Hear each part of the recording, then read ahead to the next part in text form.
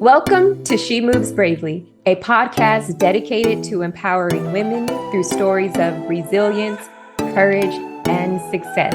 I'm your host, Shantae Dent.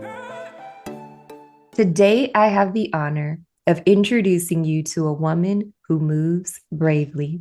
Her name is Teri Petz. Teri, welcome to the show. Thank you, Shantae. It's wonderful to be here. Lovely. Well, Teri, I'm excited on so many levels to have you joining us. I would love for you to just jump right on in with sharing your story. Well, to start with my childhood, I didn't have the best of childhoods in many aspects. I would score very high on the adverse childhood. What happened in my childhood is that I was always drawn to people who were a step or two or five or 100 steps ahead of me, as far as dealing with adversities is. I found quite the community around myself when I was a child, and everybody shaped me and formed me and moved me forward in one way or another. And I don't want to get into too much detail because I like to highlight two bigger points and later in my life. About 6 years ago, and I don't remember the exact day and time, but I got injured on the job. One of my shoulders was so injured I could barely move my arm. I had no support from my doctor at the time, and he thought there was nothing wrong with it. And I got into the phase of chronic pain as a result of the injury, with some minimal help. At the same time, my partner had open heart surgery, which scared the heck out of me, especially when I saw him with the tubes hanging out of his mouth and he couldn't even breathe. He was breathing with a breathing machine. At the same time, I was so broke I could barely afford to put gas in the car to go and visit him at the hospital, which was about 150 miles away from where we live. It was tough to overcome those three things occurring all at the same time, but eventually I overcame it by, again, reaching out to the right kind of support and looking at things one day at a time, as so many people say. Because when I just looked at the whole picture, it was too overwhelming. I had to take them little bits at a time and look at, okay, how can I deal with my pain? How can I support him while he's going through these hard times? And on the end, I got sick. I couldn't even go to the hospital to visit him anymore because I didn't want to go in a cardiac ward with something that felt like the flu to me. Well, slowly but surely, he got better after the surgery. His chest bone that they cut open healed, and he was able to do little steps with me. We were walking, and I pointed at a hill, pointed at a hill, and I said, "I'd like to climb that with you today." He said, "Oh no, I can't do that." I said, "Of course you can." I said, "No, that's too high." I said, "Well, let's do it a little bit at a time. And if you get tired or I get tired, we stop and we pause and we continue." And we did the hill together, and he felt so good when we got to the top, and so did I, because I knew how much it meant for him to build his strength up a little bit at a time. And I guess that could be my mantra, because sometimes we take big leaps. Sometimes it's just little steps at a time. A key statement. Sometimes people leap. They feel that pressure to take a leap. And it's important to remember that oftentimes it's that one step, one day at a time, one step at a time. Alleviate the overwhelm. Yes, we can do it. We can basically do anything. But sometimes we don't think we can. So what happened afterwards, I didn't know I could work again because I did physical work all my life. But I also learned a lot about video editing and working with photography. And there was an ad for a job um, that used two of my skills. One is working with photography, and one is working with people and doing good customer service. So I applied for the job. I got the job. I worked on it for 5 years, and then it got so overwhelming. The workload was so heavy that I just couldn't handle it anymore, and I had burnout. And that happened last September. I didn't know what happened at the time, but afterwards I read some articles about burnout and I realized, holy moly, classic case. I fit every description of burnout. And luckily now I have a different doctor who's very much supportive of my health. And she put me on medical leave. And in the meantime, I seriously had to think about whether or not I will go back to the same job or a similar job with another other issue. But it's basically that's what it is like now in the work field, high demands and low pay. So I decided to retire and get into the things I wanted to do for years and couldn't because I had to work on my job. And now I'm focusing on my writing. I started a Substack. I'm also offering workshops for people who want to use writing to improve their mental well-being. That is wonderful. And I want to ask Teri, throughout this journey, along the way, where did you experience like the most difficult transitions? Those steps that you might have been a bit hesitant in. Where were those landmarks for you? Well, I think I had a hard time believing in myself for a long, long time in my life. And yet I always had an undying optimism that things will work out. And even when I was on sick leave and I was thinking of retiring, I didn't believe that I would make it financially if I retired. Yet at the same time, I knew I could earn a lot more money with the things I want to do than I have in the past. So what happened is I found this lady miraculously who does some amazing healing with people. And in one session, she removed those doubts from me just like this. And since that, even when one of the obstacles come up, I keep having this, and it's not a voice, it's a feeling inside that keeps telling me everything's gonna work out, everything's gonna be okay. Yes, indeed. Now you talked about the workshops that you offer, and I would love to hear more about this, the writing workshops and how you use that writing as a tool to help your clients. Share more about what that looks like. Well, I have three main components, and one is poetry, and I'm a poet. I've been writing poetry for years, and I discovered the healing power of poetry a long, long time ago. However, there are so many people who are turned off by poetry. So I figured I add another component, which is storytelling. And then a third component, which is letter writing to specific people or even to themselves about certain aspects that they need to sort out within themselves.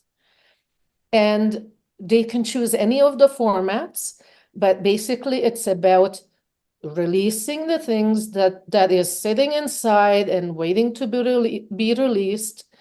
And it's through the power of words. I hope Yeah, that explained it well. it does. And I can attest, I have been journaling since I was 8 years old. I still have journal entries from the 8-year-old Shantae. And I 100% agree the power of writing as a form to release And, you know, I imagine you experience it's releasing negativity, it's releasing gratitude, the good, the bad, the ugly, everything in between. And share with our audience. And I know how beneficial it is, would love for you to share the outcome. What are individuals experiencing on the other side of releasing through writing? Well, typically, and my formula is let's do two pieces on the deep, painful stuff that they want to release, and then we finish off with something positive, like writing from a perspective of their powerful selves, or writing to the powerful person within. So with the first two, when we're going deep into the pain area, it can be painful, it can be scary, it can be discouraging. Many people don't want to go there. But by going there, they release the old stuff that has been sitting inside of them, and they feel lighter afterwards. Yeah. And finishing on a good note kind of wraps it up in a nice way. It does. It does. I can see that. So when you think about your journey, and we circle back to your upbringing, your childhood, the various transitions, your health concerns, the health concerns of your partner, and supporting your partner throughout that season. When you take a step back and recall your journey and consider what you're doing today, how it's led you to your workshops and the services that you offer, what encouraging words would you say to that woman who is facing a situation, knowing that it's necessary to move bravely and to take a step? And what we know about moving bravely is that it starts from within, the transition in our hearts, the shift in our mindset, and that will manifest to action. What would you say to that woman who is struggling to take that next step? Can I answer that with a poem I wrote? You absolutely can. Great. The title is Courage, and it starts with a quote from Winston Churchill. He says, "Courage is what it takes to stand up and talk. Courage is also what it takes to sit down and listen." And then my part is, courage is to let go of the need to be right and to accept we don't know everything, no matter how smart we are. Courage is to be open to learn and to try new ways to live. Courage is to stop when things don't work and find new ways to do what we do. Courage is to tell ourselves that we can do anything with the right knowledge and tools. Courage is to respect ourselves and our differences in everybody else. Courage is to communicate with love and to do everything with love. Living our life with that courage, we can never, never fail. Beautiful. Teri, thank you for sharing your poem. Such great insight and balance in the words of your poem, and the essence of not stopping. And that's what I would tell everybody. Yeah. No matter how bad things are, tomorrow is a better day. Yes, it is. It may be worse, but then it may be better. And it may be better. Yes. And going back to my childhood, even when I was a child, I had a very vivid imagination. I could put myself in any place in the world, and I could put myself to be a princess or a warrior or whatever I wanted to be.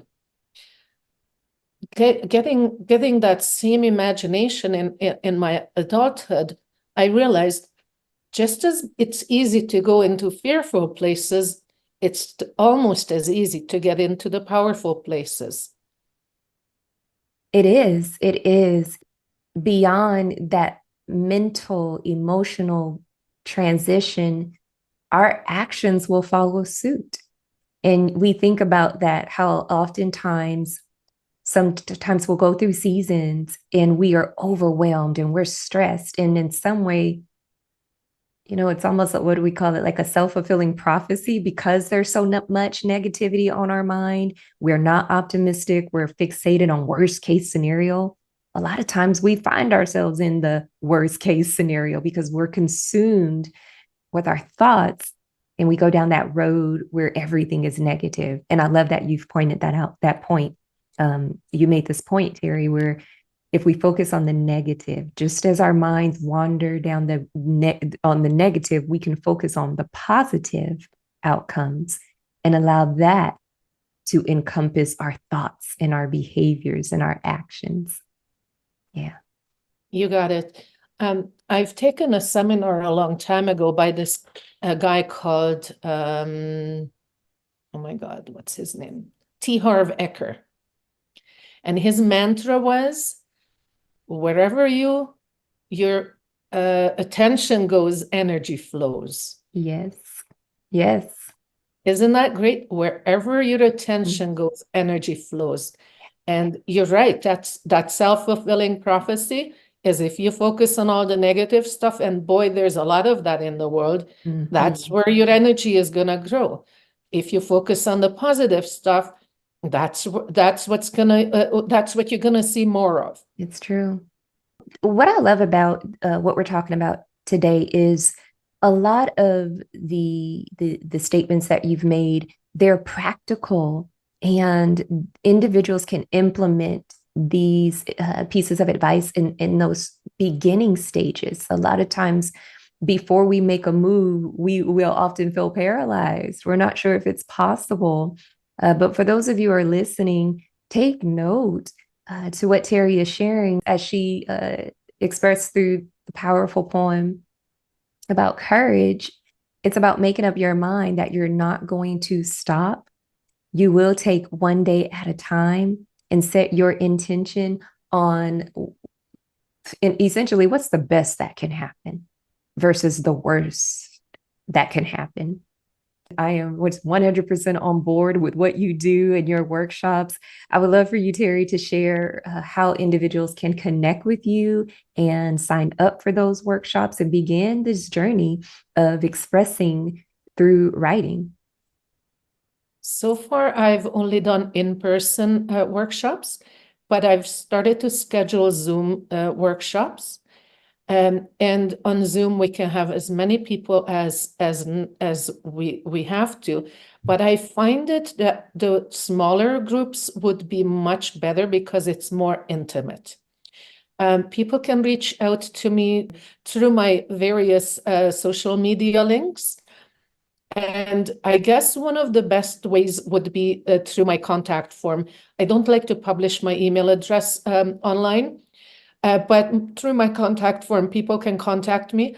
And I'm in the process of setting up a page where people can sign up for the workshops, pick a day that they're available for, and then do it on Zoom. I can also book groups, specific groups, if there's a group of people who want to do it together. And I'm really hoping to help a lot of people to release their stuff that they need to release and they haven't had a way of doing it. And once they do one workshop, they can continue with the method and they can use it anytime they want to, or they can come back and join the workshops again. Wonderful. Creating, in a sense, a framework and learning how to use writing as a form of expressing your feelings, your emotions, various experiences. And I am a firm believer in the benefit of using writing as a tool to express your inner being.